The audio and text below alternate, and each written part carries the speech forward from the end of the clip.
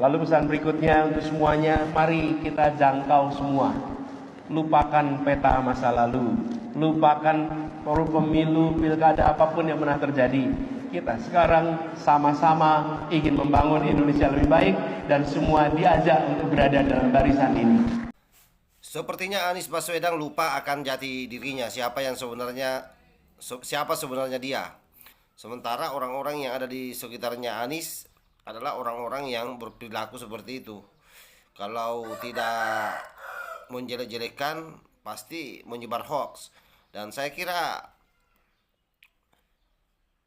jejak digital terkait soal itu terlalu banyak di publik yang susah dihapus oleh para geng-geng Anies Baswedan ataupun misalnya tim IT Anies Baswedan. Itu akan berat karena belum apa-apa sudah banyak yang berhamburan di permukaan di publik bagaimana peristiwa masa lalu ketika misalnya Anies Baswedan maju menjadi calon gubernur di DKI Jakarta. Hampir seluruh yang dimainkan adalah kalau tidak hoax pasti bagaimana menjelek-jelekkan yang lain. Yang waras tidak boleh mengalah terhadap mereka para pencoleng-pencoleng agama yang menjadikan agama sebagai alat politik.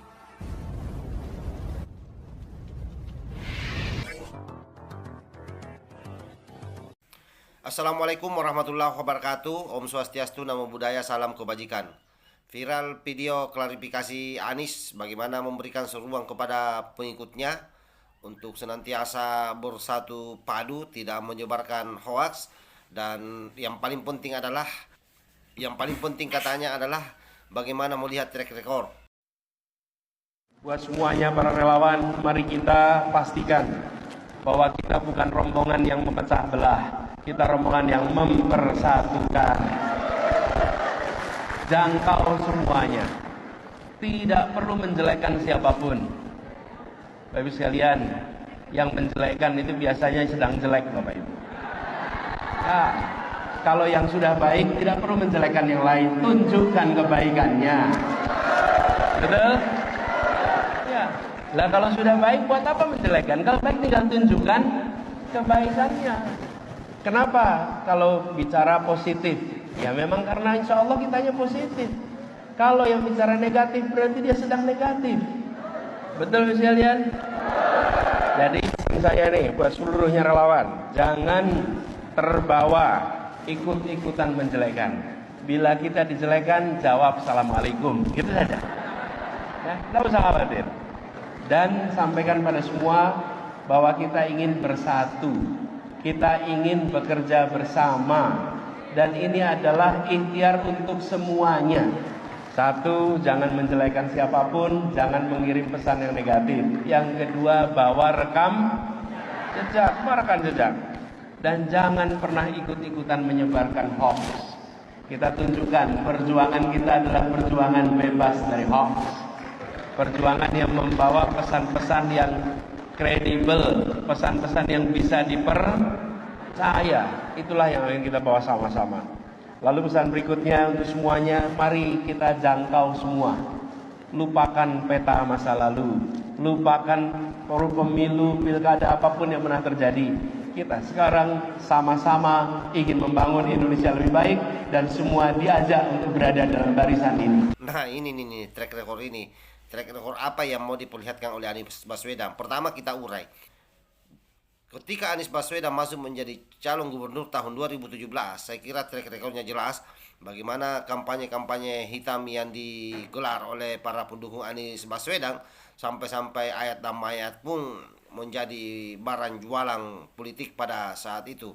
Yang kedua, bicara soal keberhasilan Anies Baswedan selama menjadi gubernur, saya kira hanya orang dungu yang mengatakan bahwa Anies Baswedan berhasil, kecuali memang berhasil membuat patung sepatu, membuat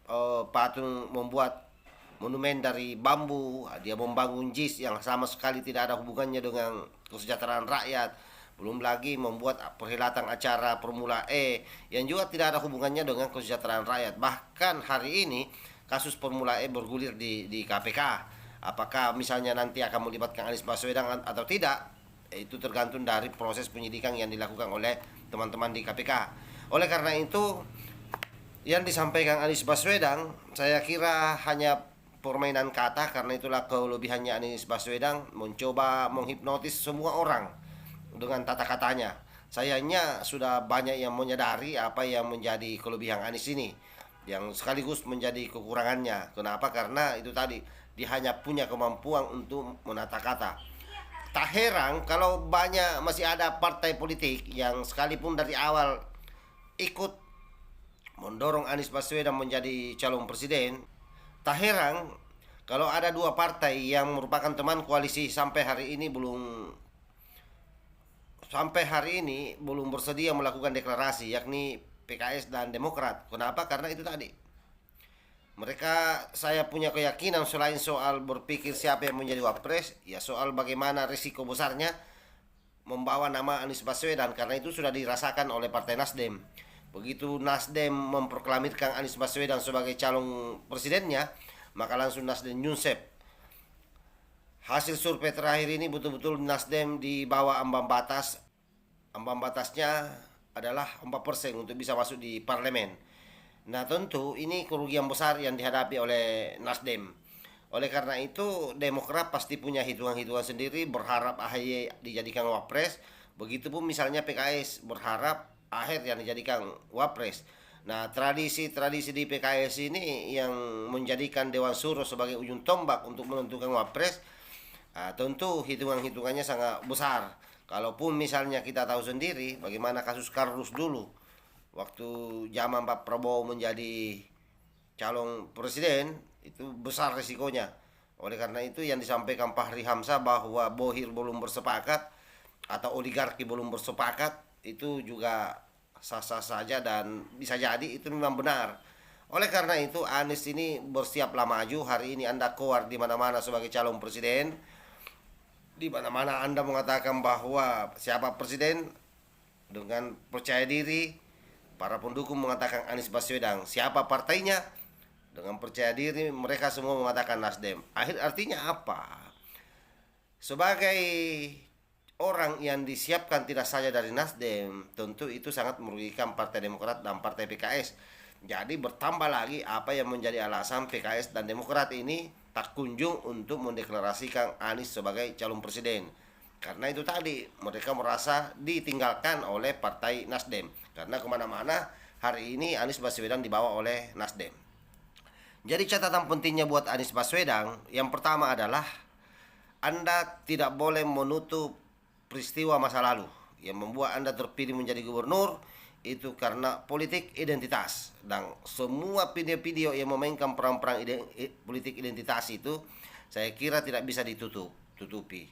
Ada Haikal Hasan yang saya sudah rilis videonya, ada Bahtiar Nasir yang saya juga sudah rilis videonya, bahkan ada teriakan-teriakan dari HRS yang memang memerintahkan orang untuk mencari seluruh apa yang menjadi kelemahan-kelemahannya daripada orang-orang yang mendukung Ahok pada saat itu, termasuk yang mendukung Pak Jokowi di Pilpres yang lalu. Dan memang perintah langsung dari HRS untuk melakukan kapitalisasi isu, merendahkan dan meremehkan seluruh orang-orang yang terlibat di belakang orang-orang yang memperjuangkan nasionalisme, termasuk yang mendukung Ahok dan mendukung Jokowi kala itu.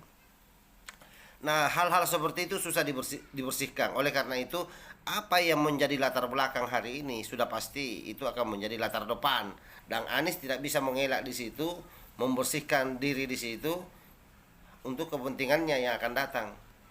Karena pasti netizen juga pintar bagaimana membongkar jejak rekamnya Anies Baswedan ini. Belum lagi Pak Heru misalnya pada saat dilantik, nyata-nyata Pak Joko Widodo menitip 3 hal. Yang pertama soal mengurai kemacetan, yang kedua soal mengurangi banjir, yang ketiga soal tata kota. Artinya di 3 hal ini yang sangat dibutuhkan oleh rakyat DKI Jakarta, Anies Baswedan gagal.